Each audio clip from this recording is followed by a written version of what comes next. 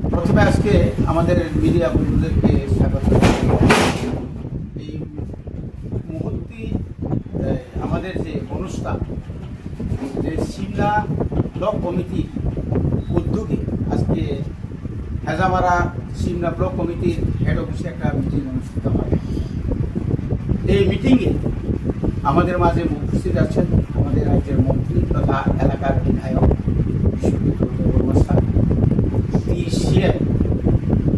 আমাদের যে district president অরুণ মজুমদার মহোদয় এবং আমাদের ব্লক কমিটির অন্যান্য সদস্যরা খুবই আনন্দিত। এবং আজকের দিনে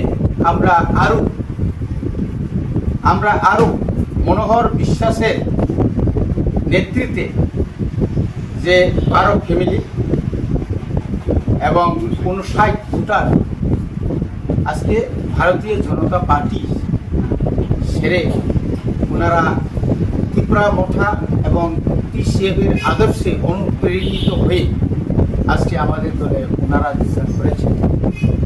আমরা খুবই আনন্দিত এবং আগামী দিনে এই সিমলা এলাকায় আমরা একসঙ্গে টিসিএফ এবং ত্রিপুরা মঠা একযুগে আগামী বিধানসভা বা আগামী পঞ্চায়েত বা জেলা পরিষদ নির্বাচনে আমরা ঐক্যবদ্ধভাবে আমরা নির্বাচন লড়াই করব।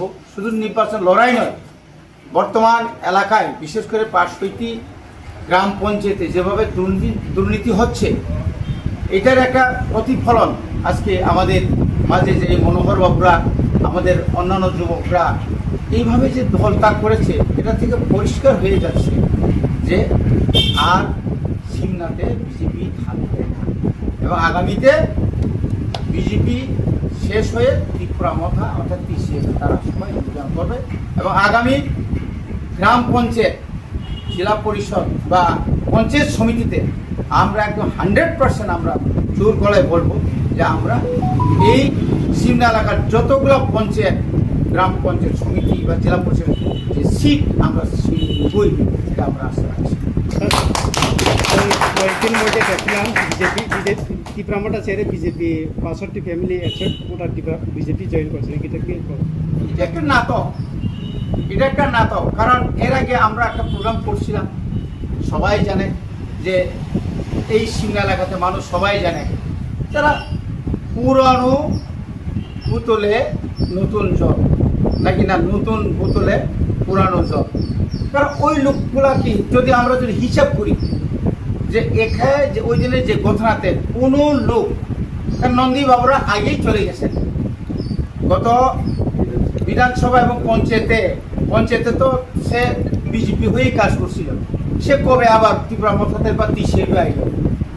তো এই এলাকা মানুষ জানে টাকার বিনিময়ে সে যেতে পারে, নিজের সমস্ত কি বলে যে আদর্শকে জলাঞ্জলি দিয়ে সে হয়তো যেতে পারে কিনা অন্যরা জানে। এবং বিজেপিকে দাঁড় করিয়েই অন্য দলে ওই সিপিএম, ত্রিপুরা মঠা, কংগ্রেসের নাম দিয়ে ওরা ওই দিন যোগদান সভা করেছে, এটা অত্যন্ত নিন্দনীয় এবং লজ্জাস্কর। এখানে 12 পরিবারের মধ্যে 59 ভোটার। আমরা কোনোদিন মিথ্যা বলি না, মিথ্যা বলবো না। আগামী দিনে একটা সুনামি হবে, বিজেপির একটা সুনামি হবে। এই হচ্ছে আসলে